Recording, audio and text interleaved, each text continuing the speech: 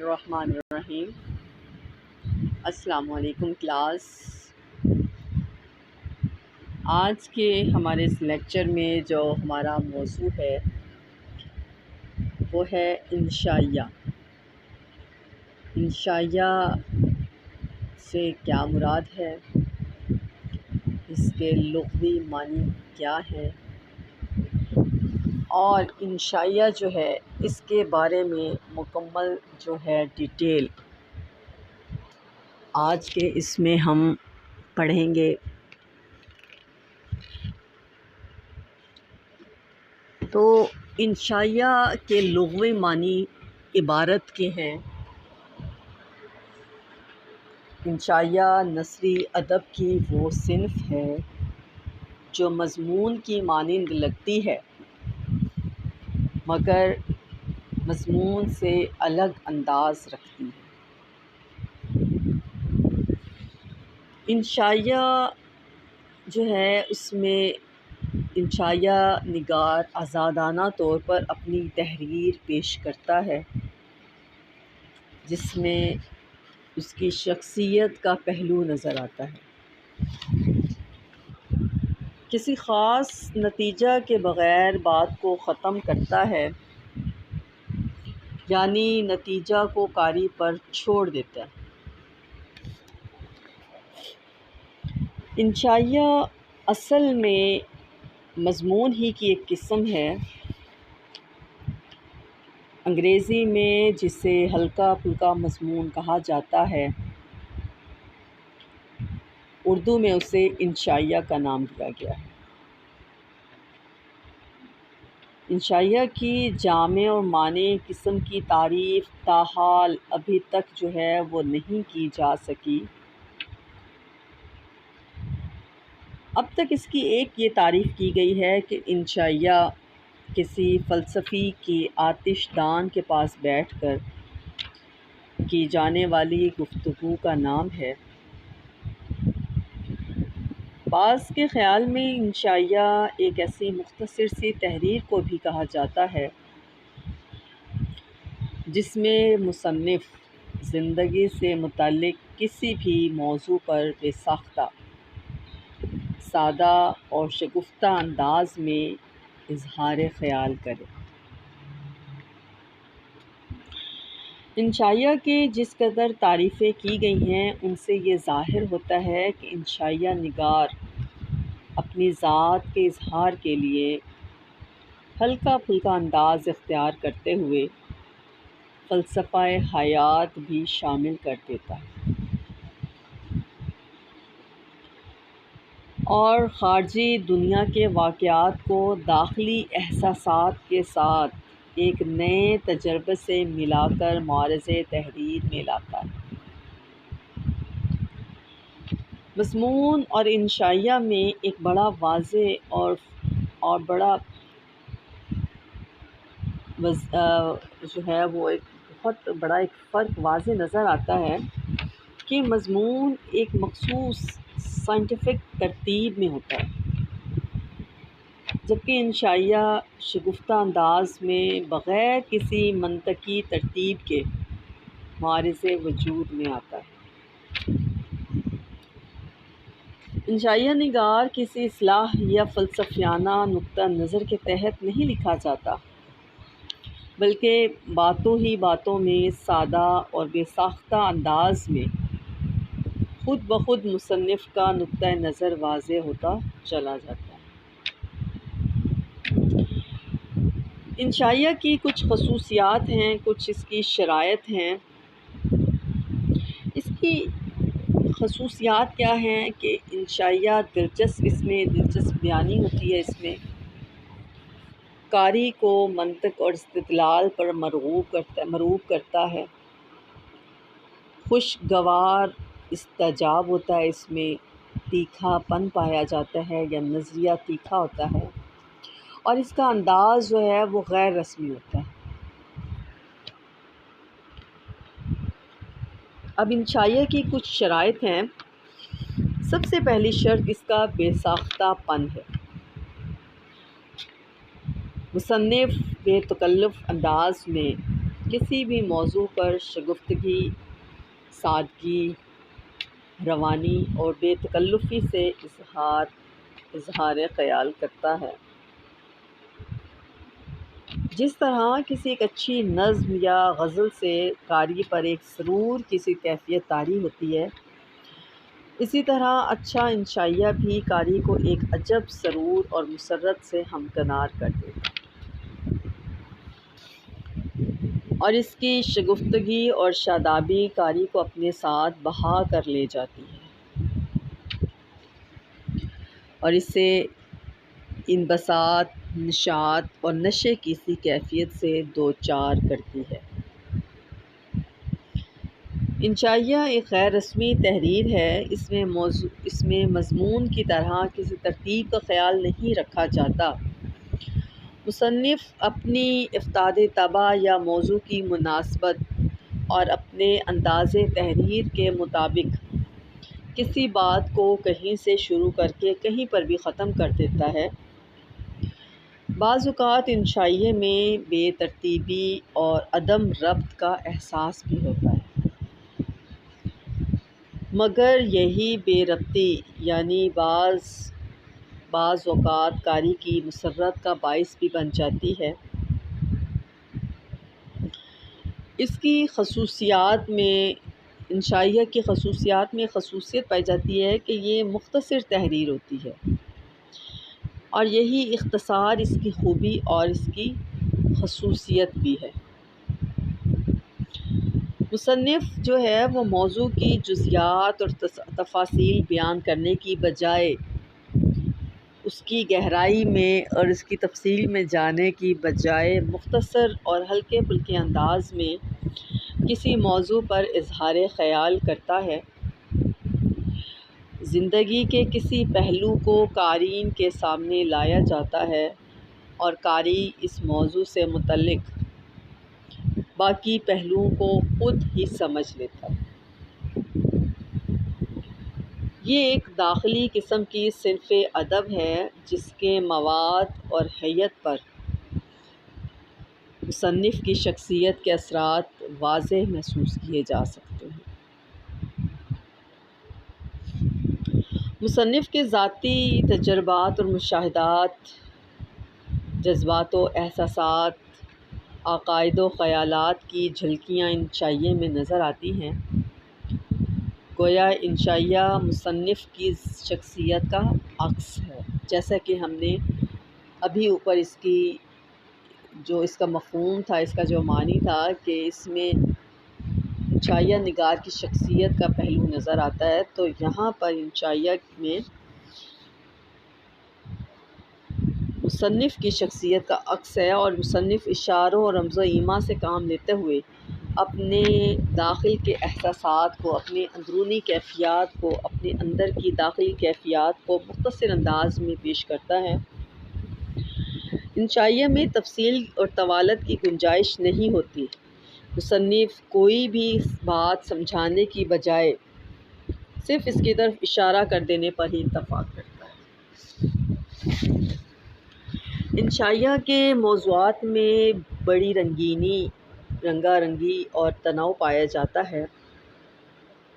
اس میں معمولی باتوں سے لے کر حکمت اور دانائی کے تمام موضوعات کی گنجائش ہے۔ انشائیہ نگار بعض اوقات انتہائی بے معنی باتوں سے بھی معنی اخذ کر لیتا ہے۔ ہر موضوع اس کی گرفت میں ہوتا ہے، اسی لیے کہا جاتا ہے کہ تنکے سے لے کر خدا کی ذات تک تمام موضوع انشائیے کے موضوع بن سکتے ہیں۔ تو اس کے لیے پھر آپ کو بتاتی چلوں کہ انشائیہ ایک ہلکی پھلکی تحریر ہے جس میں مضمون یا مقالے کی سنجیدگی اور معروضی انداز کی گنجائش نہیں۔ یہاں مصنف کو آزادی ہے کہ وہ اپنے متعین کردہ موضوع سے بھی آزاد اور بے نیاز ہو کر آوارہ خرامی کرے اور بات سے بات اور خیال سے خیال پیدا کرے۔ چونکہ انشائیہ جو ہے وہ ایک ہلکی پھلکی اور سبک سیر جو ہے وہ صنف ہے، لہٰذا اس کے لیے زبان کی مہارت بنیادی ضرورت ہے۔ زبان پر مہارت کے بغیر ایک اچھا انشائیہ جو ہے وہ وجود میں نہیں آ سکتا۔ انشائیہ لکھنے والے کو زبان اور اظہار کے مختلف پیرایوں پر جس قدر عبور ہوگا، انشائیہ اتنا ہی جاندار اور زوردار ہوگا۔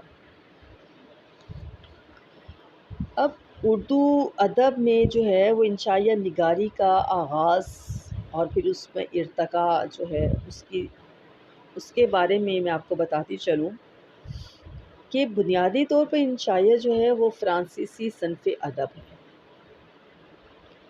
اور مونتین اس کا موجد ہے، مگر انگریزی کے حوالے سے یہ صنف ادب اردو میں 1857 کے بعد آئی، اور اردو میں اس کی ابتدا سر سید احمد خان کے ہاتھوں ہوئی۔ بعض نقادوں نے غالب کے بعض خطوط میں بھی انشائیہ نگاری کے ابتدائی نقوش کا سراغ لگایا ہے۔ سر سید اور ان کے رفقائے کار اور دیگر معاصرین نے غیر شعوری طور پر بعض خوبصورت موضوعات پر خوبصورت انداز میں جو مضامین کہے ہیں، تحریر کیے ہیں، ان میں اردو انشائیے کے بعض قد و خال پائے جاتے ہیں۔ سر سید کے رسالہ تہذیب الاخلاق میں شائع ہونے والے مضامین میں انشائیہ کے خصائص یقیناً موجود ہیں۔ مولانا حالی، مولوی ذکاء اللہ، عبدالحلیم شرر، خواجہ حسن نظامی، سجاد حیدر یلدرم، عبدالعزیز فلک، محمد حسین آزاد، ابوالکلام آزاد، مرزا فرحت اللہ بیگ، پطرس بخاری، خواجہ حسن نظامی، رشید احمد صدیقی، ابن انشا، ان تمام کے ہاں جو ہے وہ انشائیہ کے خصائص والے جو مضامین ہیں وہ پائے جاتے ہیں۔ مرزا فرحت اللہ بیگ اور یلدرم کے ہاں انشائیہ کی خصوصیات ذرا زیادہ واضح انداز میں پائی جاتی ہیں، لیکن ان لوگوں نے اس نئی اور جدید صنف کی طرف بطور خاص توجہ نہیں دی۔ اس صنف کی طرف باقاعدہ توجہ دینے اور بحیثیت ایک صنف ادب کے متعارف کرانے میں ڈاکٹر وزیر آغا کا نام ہی لیا جاتا ہے، جنہوں نے 20ویں صدی کے نصف دوم کے لگ بھگ ادب لطیف میں اس قسم کے مضامین بکثرت تحریر کیے۔ ان تحریروں کو ابتدا میں انشائیہ لطیف کہا گیا، لیکن ڈاکٹر وزیر آغا ہی نے اسے انشائیہ کا مستقل نام بھی عطا کیا۔ عام طور پر اس صنف کی طرف بہت کم توجہ دی گئی ہے۔ ابتدائی انشائیہ نگاروں میں ڈاکٹر وزیر آغا، غلام جیلانی اصغر، مشتاق قمر، جمیل اظہر، سلیم آغا، نذیر صدیقی، احمد جمال پاشا، مشکور حسین یاد اور ارشد میر کے نام نمایاں نظر آتے ہیں۔ 20ویں صدی کے اواخر کے اشروں میں محمود شام، انجم انصار، رب نواز مائل، محمود اختر، جاوید اختر، عاصی کرنالی، تقی حسین خسرو نے بڑے خوبصورت انشائیے لکھے، اور آج کے دور میں ڈاکٹر انور سدید، اکبر حمیدی، سلیمان بٹ، حامد برنی، ڈاکٹر یونس بٹ اور راغب شکیب کے نام اس سلسلے میں بہت نمایاں ہیں۔ ان میں بعض حسرات کے جو انشائیاں ان کے مجموعے بھی شائع ہو چکے ہیں، لیکن اردو ادب کو انشائیہ سے متعارف کروانے والی جو شخصیت ہیں وہ ہیں ڈاکٹر وزیر آغا۔ ان کے بارے میں تھوڑا سا آپ کو بتاتی چلوں۔ اردو کے مشہور نقاد، شاعر، انشائیہ نگار وزیر آغا، ان کی پیدائش 18 مئی 1922 کو ہوئی اور ان کی وفات 8 ستمبر 2010 میں۔ سرگودا میں یہ پیدا ہوئے اور لاہور میں ان کی وفات ہوئی، اور یہ 88 سال کی عمر میں ان کی لاہور میں وفات ہوئی۔ گورنمنٹ کالج یونیورسٹی لاہور سے انہوں نے اپنی تعلیم مکمل کی، اور ان کا پیشہ جو ہے، پیشے کے لحاظ سے یہ شاعر بھی تھے، ادبی تنقید نگار بھی اور مصنف بھی۔ ڈاکٹر وزیر آغا کی پیدائش 18 مئی 1922 کو سرگودا میں ہوئی، اور انہوں نے 1943 میں گورنمنٹ کالج لاہور سے معاشیات میں ایم اے کیا۔ پی ایچ ڈی کی ڈگری انہوں نے جامعہ پنجاب سے 1956 میں حاصل کی۔ اپنی ادبی صحافت کا آغاز انہوں نے ادبی دنیا لاہور کے جوائنٹ ایڈیٹر کی حیثیت سے 1960 میں کیا تھا۔ پھر انہوں نے لاہور سے اپنا سماعی رسالہ اوراق 1965 میں شائع کرنا شروع کیا، جو 2003 تک باقاعدگی سے شائع ہوتا رہا، اور ان برسوں میں اس رسالے نے تو 3 ادبی نسلوں کی آبیاری کی۔ اوراق نے مضامین نو کے انبار لگا دیے۔ صحافتی مصروفیات کے علاوہ وزیر آغا کا اپنا ادبی سفر بھی جاری رہا۔ ان کے اب تک 10 شعری مجموعے، انشائیوں کے 6 مجموعے اور 15 تنقیدی مضامین کے مجموعے شائع ہو چکے ہیں۔ 10 شعری مجموعے، 6 انشائیوں کے مجموعے اور 15 تنقیدی مضامین کے مجموعے شائع ہو چکے ہیں۔ اس کے علاوہ ان کی شعری تخلیقات کی کلیات چہک اٹھی، لفظوں کی چھاگل بھی چھپ چکی ہے۔ تحقیقی مقالے اور ان پر لکھی جانے والی جو کتابیں ہیں، بھارت میں ان کے فن پر بہار یونیورسٹی مظفر پور سے پروفیسر عبدالواسع کے زیر نگرانی تحقیقی مقالے وزیر آغا کا فن پر پی ایچ ڈی کی ڈگری مل چکی ہے۔ دوسرا مقالہ بھاگپور یونیورسٹی میں پروفیسر مناظر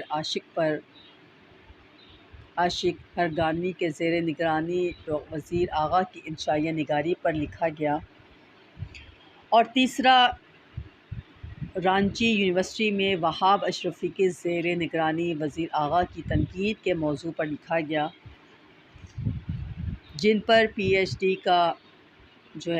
ڈی ایوارڈ بھی ہو چکا ہے۔ اس کے علاوہ جے پور یونیورسٹی میں وزیر آغا کی تنقید نگاری پر ایم فل اور پاکستان کے پنجاب یونیورسٹی میں ایم اے کا تحقیقی مقالہ لکھا گیا ہے۔